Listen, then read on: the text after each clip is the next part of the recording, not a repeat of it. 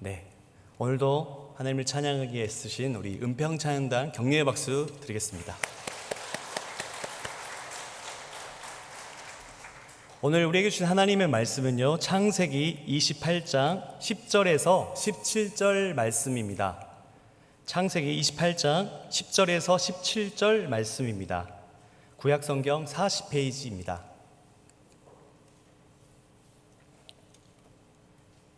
하나님의 말씀입니다. 야곱이 브엘세바에서 떠나 하란으로 향하여 가더니 한 곳에 이르러는 해가 진지라.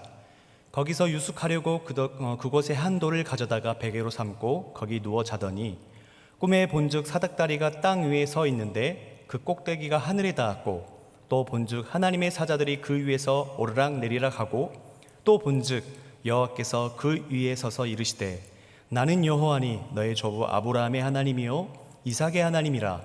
내가 누워있는 땅을 내가 너와 내 자손에게 주리니 내 자손이 땅의 티끌같이 되어 내가 서쪽과 동쪽과 북쪽과 남쪽으로 퍼져 나갈지며 땅의 모든 족속이 너와 내 자손으로 말미암아 복을 받으리라. 내가 너와 함께 있어 내가 어디로 가든지 너를 지키며 너를 이끌어 이 땅으로 돌아가게 할지라. 내가 내게 허락한 것을 다 이루기까지 너를 떠나지 아니하리라 하신지라. 야곱이 잠이 깨어 이르되 여호와께서 과연 여기 계시거늘 내가 알지 못하였도다. 이에 두려워하여 이르되 두렵도다 이곳이여 이것은 다름 아닌 하나님의 집이요 이는 하늘의 문이로다 하고. 아멘. 오늘 이 시간 여기 계시는 하나님, 여기 계신 하나님이라는 제목으로 하나님의 말씀을 전하겠습니다. 여러분, 참된 성도, 참된 신자의 가장 큰 특징은 무엇이라고 생각하시나요? 참된 성도는 이런 특징이 있다. 저는 여러 가지 특징이 있겠지만 가장 먼저 말씀드리고 싶은 것은 인내입니다. 인내. 우리가 그 칼빈주의, 개혁주의라고 하는 배경 가운데 우리가 신앙생활을 하고 있는데요, 그 중에 성도의 특징에 대해서 성도의 견인이라는 말을 해요. 혹시 들어본 적 있나요? 성도의 견인. 저는 이 말을 어떻게 어렸을 때 이해했냐면요, 우리는 우리 마음대로 막 살고 우리가 하고 싶은 대로 살지만 마치 불법 주정차, 단속을 당한 차가 P자로 딱 주차를 해놨지만 견인차가 끌고 가는 것처럼 내가 아무리 막 마음대로 살고 내가 하고 싶은 대로 하더라도 하나님 우리를 견인해 가실 것이다, 끌고 가실 것이다 라고 이해했어요. 은혜가 되시죠?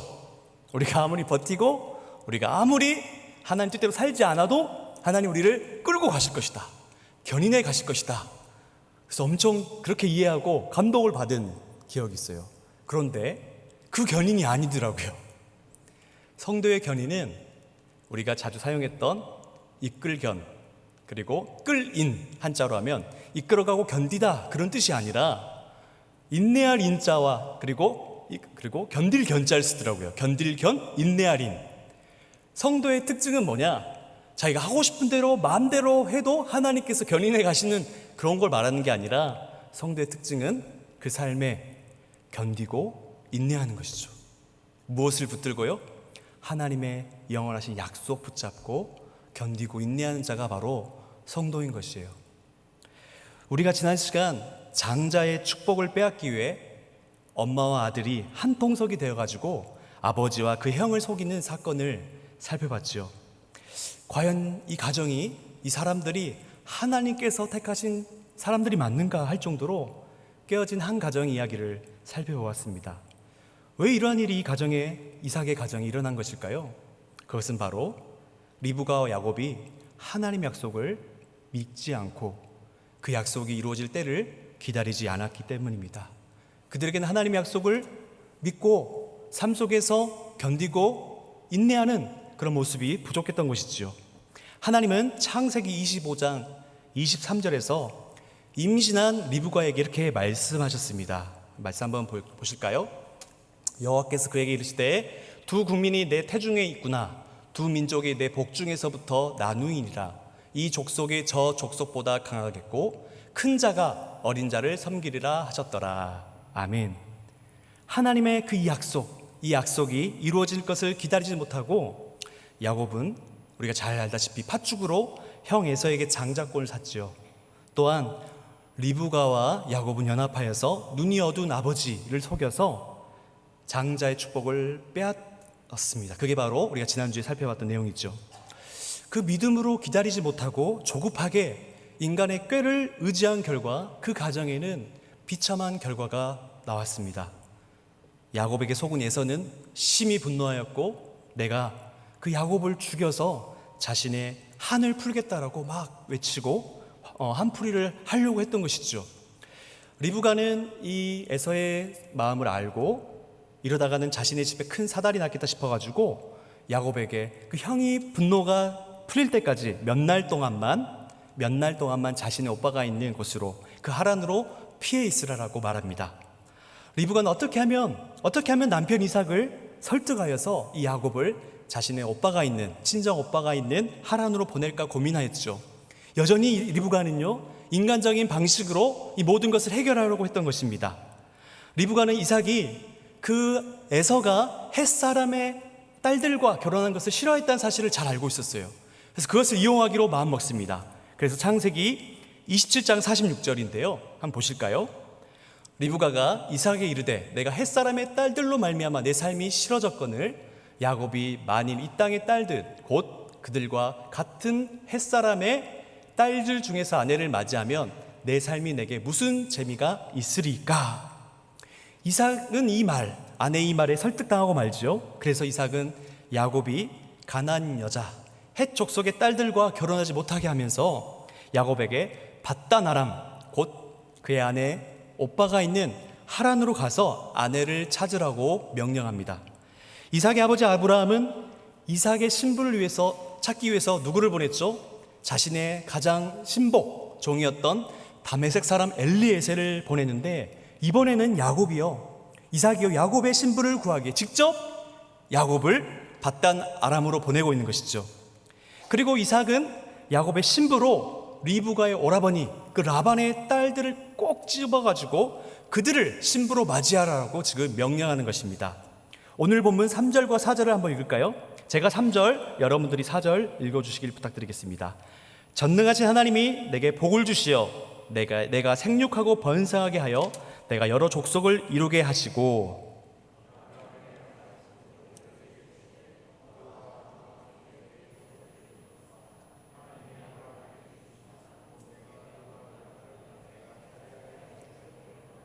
아멘. 여러분 이 말씀 어디서 많이 들어본 말씀이죠. 이 지금 이삭이 야곱에게 한 이 축복의 내용은요 아브라함이 하나님께 들었던 축복의 내용과 같습니다. 아브라함의 하나님은 이삭과 함께 하셨었고요. 또한 이제 그 아브라함의 복이 지금 야곱과 함께 하시는 것이죠. 그런데 여기서 이삭이 야곱에게 복을 빌어주었다는 것은요 이삭이 이제 드디어 에서가 아닌 야곱이 바로 자신의 상속자라는 사실을 공식적으로 인정했다는 것을 의미합니다. 이삭의 집안에 어려움이 일어난 것은 사실 에서를 이삭이 너무 사랑했던 것이죠. 하나님은 그 리브가를 통해서 큰 자가 어린 자를 섬기리라 라고 말씀하셨는데 그 이삭은 인간적으로 그의 첫 번째 아들인 에서를 너무 사랑한 나머지 하나님의 그 약속을 계속 거부했던 것입니다. 그런데 이삭은 이제 자신이 아무리 거부하고 아무리 자신이 원하더라도 하나님의 그 계획하심, 하나님의 약속이 이루어진다는 사실을 깨닫고 그 현실을 보면서 자신의 욕심을 드디어 자신이 꽉 움켜쥐고 있었던 것들을 내려놓는 것이죠. 그리고 그는 이삭에게 전심으로 하나님의 복을 빌어주고 있는 것입니다. 야곱이 밧단 아람으로 떠나자 에서는 아버지 이삭이 가나안 사람의 딸들을 싫어한다는 사실을 이제서야 알게 됩니다. 자신의 해족속 유딘 그리고 바스맛이라는 아내를 맞이한 것을 그 부모의 마음을 아프게 하고 그 부모 앞에 얼마나 큰 잘못을 했다는 것인지를 그제서야 이제 안 것이지요. 이미 막차는 떠났는데 이 에서는 어떻게 하면 부모의 마음을 다시 기쁘게 할까 고민하다가 어떻게 합니까? 바로 아브라함과 하갈 사이에 낳은 아들 이스마엘, 그 이스마엘 딸 마할렛을 또 아내로 취하게 됩니다. 그런데 여러분 안타깝게도 에서는요 집안에서 어떻게 하면 부모님의 인정을 받을 수 있는지에 대해서 잘 몰랐어요. 이스마엘의 딸이나 그 해족속의 딸이나 하나님의 약속과는 하나님께서 그 아브라함에 주신 약속과는 전혀 상관이 없다는 사실은 그 에서가 잘 몰랐던 것이지요. 이번에도 에서는요, 문제를 스스로 해결하려고 했지만 결국 그의 노력은 실패하고 맙니다. 우리가 이 사실만 살펴보면 에서가 참 딱하게 보이지요. 에서가 뭘 잘못했길래 이렇게 장자의 축복도 뺏기고 장자권까지 빼앗겨야 되는가, 너무나 안타깝게 여겨지는 게 사실이에요. 그런데 성경은, 특별히 히브리서 기자는 이 에서가 자신의 장자권을 가벼이 여기고 팥죽 하나에 장자권을 팔아버린 이 사실을 가리켜서 뭐라 얘기하냐면은 그가 망령된 자다라고 얘기해요. 하나님의 복, 하나님의 그 약속이 얼마나 소중하고 얼마나 좋은 것인지를 망각한 채 그것을 쉽게 팔아버린 에서를 가리켜 히브리서 기자는 그가 망령된 자라고 얘기하고 있어요. 심지어 히브리서 기자는요, 그를 음행하는 자와 동급으로 말합니다. 우리가 이 사실을 보면서 참 에서가 불쌍하다, 에서가 딱하다라고 느껴질 수 있지만 에서는 스스로 하나님이 주신 하나님의 약속을 가벼이 여기는 죄를 범했기 때문에 그에 대한 결과로 이러한 심판, 이러한 것들을 경험하게 됐다는 것이죠. 드디어 야곱이 브엘세바를 떠납니다. 그는 자신의 목적지 하란으로 가게 되죠. 브엘세바에서 하란까지는 약 900km라는 그런 엄청난 긴 거리였다고 해요. 그리고 야곱이 하란을 향해 가던 길에 그곳이 어딘지 알 수 없는 한 곳에 이르게 됩니다. 우리는 그곳이 어딘지 잘 알지요. 성경은 그 장소를 어디라고 얘기하고 있습니까? 바로 베델이라고 말합니다. 학자들은 브엘세바에서 베델까지의 거리가 약 100km 정도 됐다라고 얘기해요. 걸어서 한 3일 길 정도 됐다라고 말합니다. 야곱은 그 베델에 도착했는데 그 밤이 깊어졌어요. 그래서 이 베델에서 잠을 자기로 결정합니다. 야곱은 돌 하나를 주워서 베개로 삼고 거기에 누워서 잠을 자는데요. 여러분 한번 생각해 보세요. 평생 엄마 리브가의 품속에서 따뜻한 장막 안에서 사랑받은 자녀로 살다가 이제는 그 어머니를 떠나서 한 번도 가본 적이 없는 그 낯선 땅에서 칠흑 같은 그 어둠 속에서 돌베개를 쥐고 잠을 청하는 그 야곱의 심정은 어땠을까요? 저는 이것을 보면서 저의 삶이 하나 생각나더라고요. 저에게 있었던 일이 생각났는데 저에게도 있어서 가장 칠흑 같은 밤이 언제였을까 생각해 봤더니 2010년 3월이었습니다. 2010년 3월. 저는 그 선교사로 살기를 원했고요. 그래서 그 소수민족을 공부하기 위해서 제가 여러 번 얘기했지만 중국에 있는 소수민족을 공부하는 대학원을 진학하기로 결심하고 중국에 갔어요.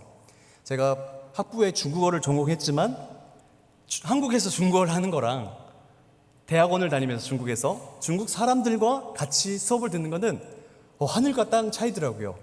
한 학기 때문에 내가 외계인같이 느껴졌어요.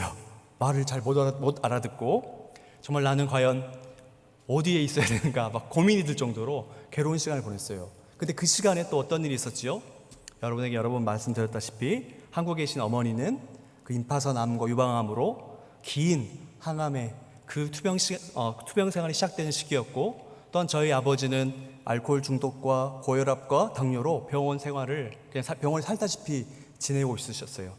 그러다 보니까 제 현실의 삶이 너무나 막막하고 나는 선교를 하겠다고 중국에 와 있지만 중국어도 잘 들리지 않고 또 한국에 계신 부모님을 생각하니까 너무 힘든 거예요. 심지어 자다가 꿈속에서 아버지를 만났는데 막 울었어요. 그래서 울다가 막 잠에서 깬 적도 있을 정도로 인생에서 가장 칠흑 같은 어두움을 경험했던 시기였던 것 같아요. 야곱도요, 이런 낯선 환경에서 너무 무서웠을 것 같아요. 그리고 그 자신을 정말 사랑했던 그 엄마 리브가가 생각나서 막 울다가 잠이 들었지 않을까 생각이 들더라고요. 이 울다 잠이 든 야곱에게 그 야곱의 꿈에 놀라운 하나의 장면이 딱 떠오릅니다. 바로 그것이 무엇입니까? 야곱은 꿈에서 하나님의 사자들을 봅니다. 여기서 하나님의 사자들은 천사들을 가리킵니다. 근데 그 천사들이 웬 사닥다리를요 오르락 내리락 하는 장면을 지금 보게 되죠. 여기서 도대체 야곱이 보는 이 장면은 도대체 무엇을 의미할까요? 많은 학자들은요, 하나님께서 이 자신의 고향을 떠나 먼 길을 떠나는 이 야곱을 하나님께서 이 천사를 통해 보호해 주실 것을 미리 약속하신 것이다 라고 말을 합니다. 또한 야곱은요, 천사들뿐만 아니라 누구를 봅니까? 그 위에 계시는 여호와를 봤다라고 성경은 얘기합니다. 근데 여기서 15절에서 여호와께서 그 위에 섰다라는 표현은요, 어떤 뜻이냐면 천사들이 오르락내리락 하는 그 사닥다리 위에 하나님이 계셨다라는 표현이기보다는 오히려 그 위에 서서라는 표현은요, 성경의 다른 부분에서는 그 옆에 섰다라고 번역하는 것이 더 맞아요. 무슨 얘기냐면 지금 야곱은 사닥다리를 오르락내리락 하고 있는 천사들을 보고 있고, 또한 자신의 곁에, 자신의 옆에 있는 하나님을 본 것이에요. 그리고 자신의 옆에 서 계시는 하나님이 뭐라고 야곱에게 말씀하십니까? 바로 우리 한번 성경을 보실까요? 13절부터 15절 말씀을 우리 같이 한번 읽겠습니다. 시작. 또 본즉 여호와께서 그 위에 서서 이르시되 나는 여호와니 너의 조부 아브라함의 하나님이요 이삭의 하나님이라. 내가 누워있는 땅을 내가 너와 네 자손에게 주리니 네 자손이 땅의 티끌같이 되어 내가 서쪽과 동쪽과 북쪽과 남쪽으로 퍼져나갈지며 땅의 모든 족속이 너와 네 자손으로 말미암아 복을 받으리라. 여기까지만 읽겠습니다. 지금 야곱은 꿈에서 하나의 환상을 보는데 사닥다리를 오르락내리고 있는 천사와 함께 자신의 옆에 계신 하나님을 봅니다. 근데 그 하나님은 놀라운 약속을 지금 야곱에게 하고 계시는 것이죠. 하나님께서는 야곱과 그의 자손에게 땅을 주시겠다고 약속합니다. 또한 하나님은 야곱의 자손이 이 땅에 티끌같이 되어 동서남북으로 퍼져나갈 것임을 약속하셨죠. 또한 마지막으로 하나님은 야곱과 야곱의 자손으로 말미암아 땅의 모든 족속이 복을 받을 것이다라고 약속하십니다. 하나님께서 지금 야곱에게 하신 이 약속은요, 아브라함과 이삭에게 주셨던 약속과 내용뿐만 아니라 단어와 표현까지도 정확하게 일치하고 있어요. 그런데 아브라함과 이삭과의 약속과는 한 가지 차이가 있는데, 그것은 바로 야곱의 자손들이 동서남북으로 퍼져나갈 것임을 지금 말씀하십니다. 하나님은 야곱과 야곱의 가족들이요, 자신의 복을, 하나님이 주신 복을 땅의 모든 족속 가운데 퍼져간 그 전할 도구로 지금 사용하실 것을 약속하시는 것이죠. 지금까지 야곱 이야기의 핵심 뭐였습니까? 야곱은 뭐에 지금 혈안이 되어 있었죠?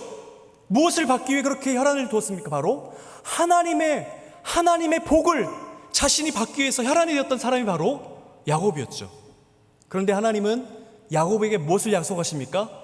야곱에게 주실 복뿐만 아니라 야곱을 통해, 야곱과 그의 자손을 통해 땅의 모든 족속에게 복을 퍼져나가게 하실 것임을 약속하시는 것이죠.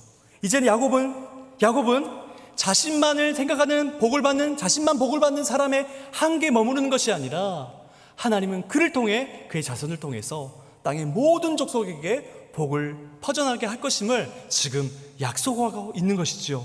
단순히 야곱 혼자 복을 얻어내는 정도가 아니라 야곱과 그의 자손을 열방 가운데 복을 전달하는 통로로 사용할 것임을 지금 약속하시는 것이죠. 하나님께서 지금 야곱에게 하신 약속은요, 아브라함과 이삭과 하신 약속보다는 훨씬 더 파격적인 내용입니다. 왜냐하면 하나님께서 아브라함과 약속을 맺을 때 아브라함은요, 아내가 있었어요. 비록 아브라함과 그의 아내 사라 사이에 자녀는 없었지만 아내가 있었다고요. 근데 지금 야곱은 아내가 없잖아요. 결혼도 하지 않은 상태죠. 심지어 어떤 상태입니까? 지금 형 에서의 쫓김을 받을 상태예요. 우리가 다음 주 또 살펴보겠지만, 또한 그는 그의 삼촌에게 20년 동안이나 시달리는 삶을 살게 될 것이에요. 그런데 하나님은 어쩌면 이 야곱보다 더 어려운 상황에 처해 있는 이 야곱에게 이런 놀라운 약속을 해주시는 거예요. 자녀도 없고 아내도 지금 심지어 없는, 쫓기는 이 야곱에게 무조건적인 이 놀라운 약속을 지금 하고 계시는 분이 바로 하나님이시란 거예요. 어떻게 이러한 일이 이루어질까요, 여러분? 어떻게 이러한 놀라운 일이 이루어질까요? 바로 하나님께서 일할 것이기 때문입니다.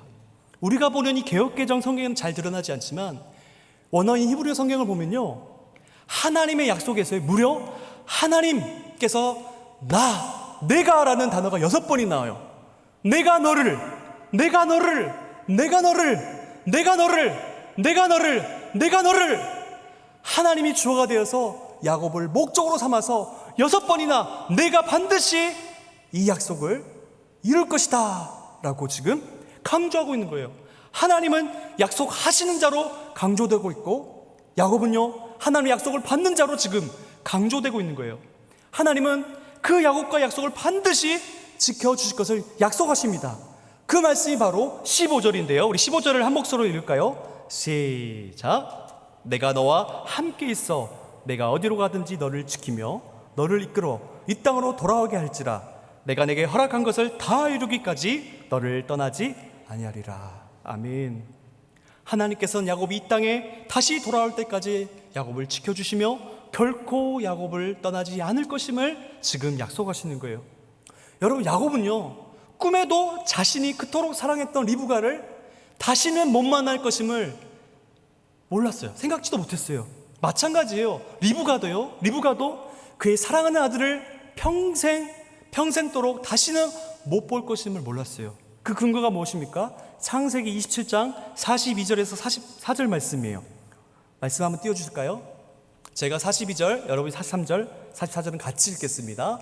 맏아들 에서의 이 말이 리브가에게 들리매 이에 사람을 보내어 작은 아들 야곱을 불러 그에게 이르되 내 형 에서가 너를 죽여 그 한을 풀려 하니.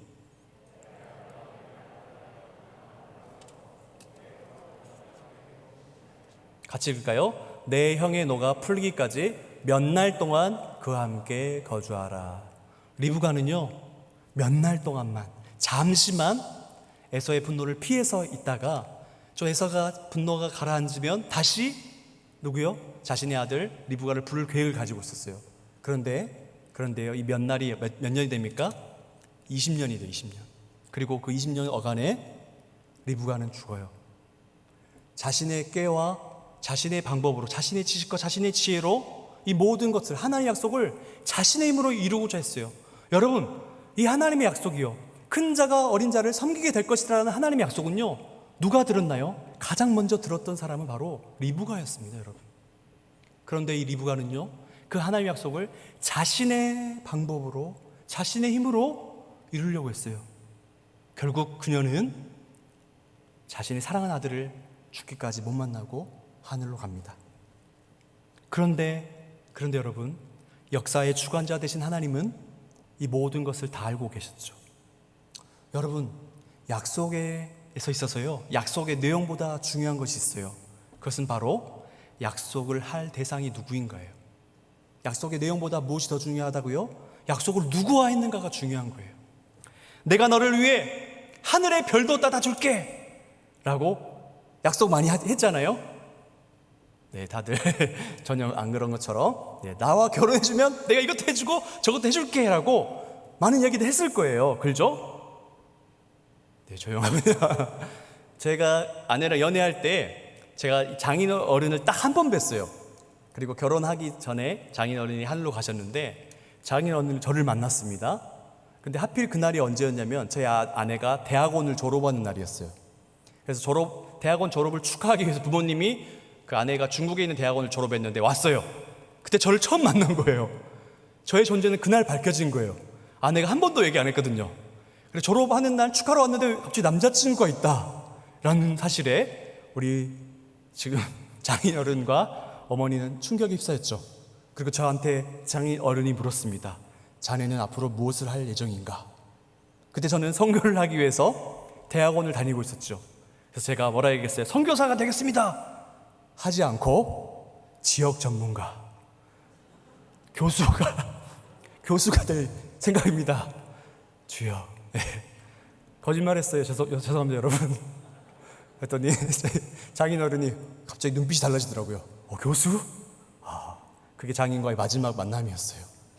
하늘 가면 죄송하다고 얘기하고 싶어요. 중요한 것은 이렇게 우리는 막 내가 하늘의 별을 따줄게 막 이런 지키지도 못할 약속을 막 던지잖아요. 그렇기 때문에 약속의 내용보다 더 중요한 것은 과연 그 약속을 지킬 수 있는 사람인가, 약속을 지킬 수 있는 대상인가가 더 중요한 것이죠. 그렇죠? 아무리 약속의 내용이 좋다 해도 그 약속을 지키지 못한다면 아무런 의미가 없는 것이죠. 우리의 기도도 마찬가지예요. 우리의 기도의 내용이 아무리 좋다 해도 우리의 기도를 들으시는 대상이 누구인가가 중요한 거예요. 그래서 제자들이 세례 요한을 바라보면서 예수님, 세례 요한의 제자들이 세례 요한에게 기도를 배우고 있습니다. 우리에게도 기도를 가르쳐 주세요 했을 때 너희는 이렇게 기도하라 말씀하시며 가장 먼저 무엇을 가르쳐 주십니까? 우리의 기도를 들으시는 대상이 누구신지를 가르쳐 주시잖아요. 우리의 기도를 들으시는 분 누구시자고요? 하늘에 계신 우리 아버지. 여러분, 기도의 내용보다 기도의 대상이 중요해요. 우리가 누구에게 기도하는가가 너무 중요해요. 우리가 이 밤에 하나님, 우리 아버지라고 기도할 때 우리 가운데 세상에 줄 수 없는 그 위로와 평강과 소망과 확신과 기쁨이 임할 줄 믿으시기 바랍니다. 믿으시기 바랍니다. 그래서 야곱에게 하나님은 자신을 뭐라고 소개합니까? 13절이에요. 나는 여호와니 너의 조부 아브라함의 하나님이요 이삭의 하나님이라. 여러분, 네임 밸류라는 말을 들어보셨죠?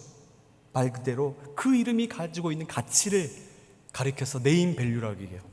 나는 여호와니. 여러분, 이 말에 다 끝난 거 아닐까요? 나야, 나 여호와야. 이 말이에요. 야곱이 그 어떤 말보다 더 큰 확신과 더 큰 소망을 가질 수 있는 게 더 이상 무엇일까요? 그 약속을 해주신 분이 바로 여호와라니, 그 하나님이라는 사실 앞에 야곱이 확신을 가져야 마땅한 게 아니겠어요? 그리고 또 뭡니까? 너의 조상 아브라함과 이삭의 하나님이야. 나는 약속한 것을 반드시 이루는 신실하신 하나님이야 라고 지금 하나님은 자신을 야곱에게 가르쳐 주시는 거예요. 그리고 이렇게 말씀하시는 거예요. 바로 내가 너와 함께 있을 것이고 내가 어디로 가든지 내가 너를 지킬 것이며 내가 너를 이끌어 이 땅으로 돌아오게 할 것이다. 내가 내게 허락한 것을 다 이루기까지 너를 떠나지 아니하리라 라고 지금 말씀하시는 것이죠. 여러분, 이 말씀을 듣고 야곱은 너무 놀란 나머지 잠에서 깨지요. 그리고 그는 깨달았습니다. 지금 여기 이곳에 하나님이 계시는구나. 지금 여기 이곳에 하나님이 계시는구나. 그는 두려움에 사로잡혀서 외칩니다. 두렵도다 이곳이여. 이곳이 다름 아닌 하나님의 집이요 이는 하늘의 문이로다.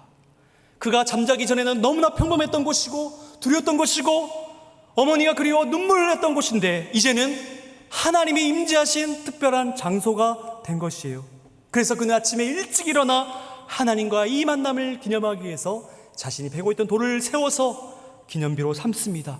그리고 그것에 기름을 부어서 마치 예배 때 예물을 드리는 것처럼 그 기둥 위에 기름을 붓고 그것을 가리켜 베트엘, 히브리어로 베트는 집이라는 뜻이고 엘은 하나님이에요. 하나님의 집이다 라고 베델이라고 이곳을 부르게 됩니다. 여러분, 하나님께서 임재해 주셨고 그와 약속을 맺으신 분이 하나님이시고 아브라함과 이삭의 하나님이시라는 사실을 알려주시고 내가 너와 함께 있을 것이고 내가 반드시 돌아올 것이라고 약속했잖아요. 그러면 됐지요. 그런데 야곱은요, 놀랍게도 하나님과 딜을 해요. 딜. 너무 놀라워요. 놀랍게도 야곱은 하나님께 바른 서원이 아닌 딜을 시도합니다. 팥죽을 통해 에서와 협상하여 장자권을 빼앗은 야곱은요, 전형적으로 협상하기를 좋아하는 사람이었어요. 심지어 그는 하나님과 서원할 것을 제안해요. 서원을 어떤 내용을 가지고 있죠? 우리 한번 20절에서 22절 한번 볼까요? 제가 읽겠습니다. 야곱이 서원하여 이르되 하나님이 나와 함께 계셔서 내가 가는 이 길에서 나를 지키시고 먹을 떡과 입을 옷을 주시어 내가 평안히 아버지의 집으로 돌아가게 하시오면. 조건절이죠. 만약 하나님께서 나와 함께 계셔서 나를 지키시고 내 먹을 것과 입을 것을 주시고 내가 평안하게 다시 아버지의 집으로 돌아오게 하시면 어떻게 하겠다는 거예요? 여호와께서 나의 하나님이 되실 것입니다. 그렇게 하시면 내가 기둥으로 세운 이 돌이 하나님의 집이 될 것입니다. 그렇게 하시면 하나님께서 내게 주신 모든 것에서 10분의 1을 내가 반드시 하나님께 드리겠습니다.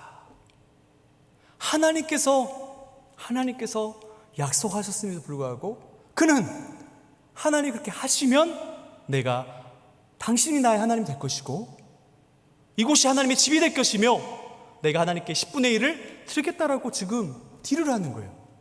지금 막 딜을 하는 것이죠. 야곱의 이 내용을 통해서 여러분 무엇이 보입니까? 얼마나 그가 계산적인 사람인지를 우리가 알 수 있죠. 아브라함의 경우는요, 하나님이 아브라함을 시험했는데요, 그렇죠? 자신의 사랑하는 독자 이삭을 바치도록 하시잖아요. 근데 반대로 지금은 누가 하나님을 시험하고 있죠? 야곱의 하나님을 시험하고 있어요. 하나님, 당신이 나를 위해 이렇게 해주시면 내가 당신을 위해 이렇게 하겠습니다라고 지금 얘기하고 있는 거예요. 야곱은 이런 협상을 할 필요가 없었어요. 왜? 하나님께서 이미 먼저 그와 약속을 했기 때문입니다. 야곱은 지금 자기가 원하는 것을 하나님께 들어주시면 나의 하나님이 되실 것이라고 말해요. 여러분, 하나님께서 우리와 약속하신 것을 이루어 주실 때 하나님이 우리의 하나님이 되실 것이 아니지요. 하나님이 우리의 하나님이시기 때문에 우리와 맺은 약속을 이루어 주시는 것이죠. 맞죠? 그리고 하나님께서는 천지를 창조하시고 그 천지를 창조하신 능력과 지혜로 지금도 이 땅을 다스리시며 섭리하시는 하나님이시잖아요. 그리고 그분은 안 계실 곳이 없는 무소부지하신 하나님 아니겠어요?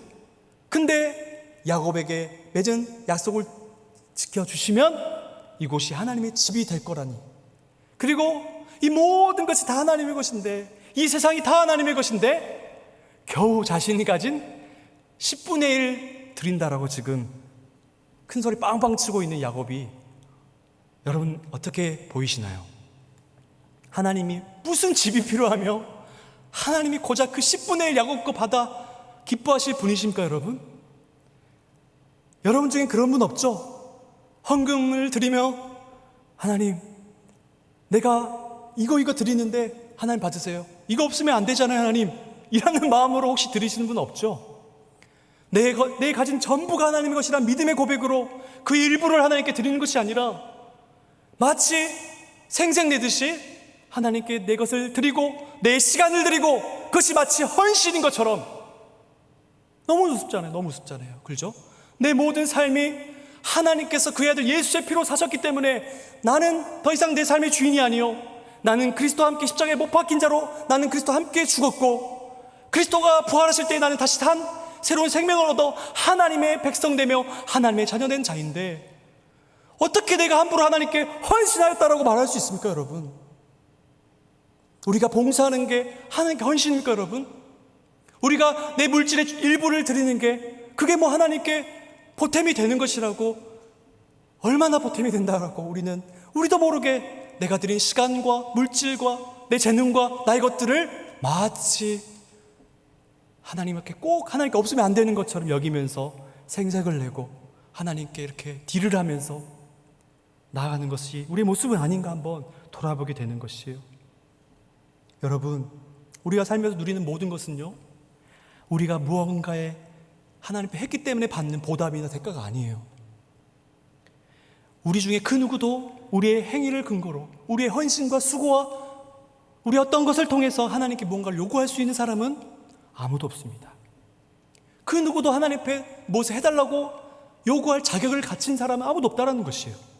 그런데 우리가 얼마나 우리 인생에서 하나님과 딜을 하면서 합니까? 하나님 이거 들어주세요. 안 들어주시면 알죠? 하나님 이번에 이 사업 잘 되게 해주시면 내가 많이 헌금할게요. 하나님 이번에 내 자녀들 좋은 학교 보내주시면 내가 잊지 않고 보답할게요. 내 기도 안 들어주시면 나 삐쳐서 교회 안 나올 거예요. 뭐 이렇게 표현은 안 하지만 심정적으로 제 얘기하는 거예요. 여러분, 저도 막 자주 삐치거든요. 하나님 앞에 나도 모르게 하나님과 막 딜을 시도하더라고요. 막 얼마나 하나님 앞에 때로는 공갈 협박을 다 하는지 몰라요. 우리가 주를 위해 하는 모든 일들은 하나님께서 우리에게 주신 것에 대한 감사의 반응이지 결코 보답일 수 없습니다. 그런데 정말 놀라운 것은 이렇게 하나님과 딜을 시도하는 야곱, 하나님을 공갈 협박하는 우리를 하나님은 용납하신다는 것, 그리고 이런 말을 했음에도 불구하고 야곱과 약속을 하나님은 끝까지 지켜주신다는 사실이에요. 이것이 우리에게 소망인 것이죠.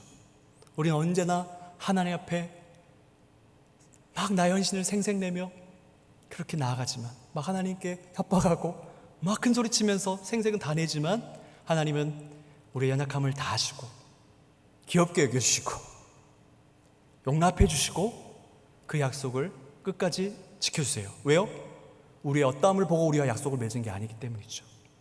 처음부터 우리와 맺은 약속은 바로 무조건적인 약속이었으며 하나님께서 우리와 맺은 약속의 근거는 바로 우리를 위해 십자가에 달리신 예수 그리스도 때문이기 때문에 하나님의 약속은 우리의 어떤 것 상관없이 변치 않고 반드시 이루어지는 것이라는 사실입니다.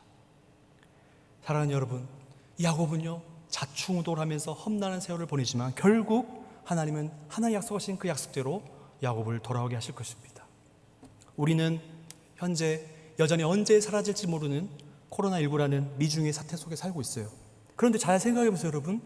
코로나19만 우리 인생에서 처음 겪는 일입니까? 오늘 일하는 이 하루도요 우리 인생에서 처음 겪는 일이잖아요. 그렇죠? 우리는 늘 매일매일 매 순간 한 번도 가보지 못한, 한 번도 가보지 않은 길을 걷고 있어요. 마치 야곱이 자신의 가족을 떠나 하란을 향해 가고 있는 것처럼 말이에요. 하나님께서 우리에게 말씀하세요. 우리는요 그 우리가 자주 불렀던 찬양의 제목처럼 내일은 난 몰라요. 정말 내일은 날 몰라요. 그런데 한 가지 우리가 아는, 분명히 아는 한 가지 사실이 있어요. 하나님께서 야곱에게 함께 하신다고 약속했던 것처럼 우리 구주 예수께서 하늘과 땅의 권세를 내가 가졌는데 내가 세상 끝날까지 너희와 함께 할 것이다. 이 약속을 하셨다는 사실은 우리가 분명히 알죠. 또 우리 구주 예수께서 십자가를 지기 전에 내가 너희를 고아와 같이 버려두지 않고 내가 가면 또 다른 보혜사 성령님을 너에게 보내줄 것인데 그 성령이 영원토록 너희와 함께 하실 것임을 약속하셨고 그 그리스도 주님의 약속대로 성령이 오셔서 예수 그리스도를 믿는 모든 자의 심령 가운데 함께 하시고 내주하심으로 우리가 하나님을 만나는 그날까지 우리 함께 계시며 우리를 끝까지 인도하신다는 사실을 우리가 분명히 알고 있죠. 내 인생에 어떠한 일이 일어날지는 모르지만 우리가 분명히 아는 이 분명한 사실은 하나님이 야곱과 함께 하셨던 것처럼 우리 인생 가운데 끝까지 함께 해주신다는 사실을 여러분 잊지 마시길 바랍니다. 여러분 말씀을 마무리하겠습니다. 사랑하는 여러분, 비록 하루하루가 눈물뿐인 인생이요 두려움이 매 순간 우리를 엄습해 오지만 믿음의 눈을 들어 지금 여기 우리와 함께 계시는 우리 주님을 바라보시기 바랍니다. 주께서 보내주신 그 성령께서 우리 안에 오셔서 우리를 결코 떠나지 않고 우리를 진리 되시는 주님께로 인도하고 우리를 지켜주시며 우리를 보여주셔서 결국 우리를 하나님의 그 자리에 앉게 하실 것을 믿으시길 바랍니다. 우리 시간 그 믿음 가지고 찬양하고 기도하도록 하겠습니다.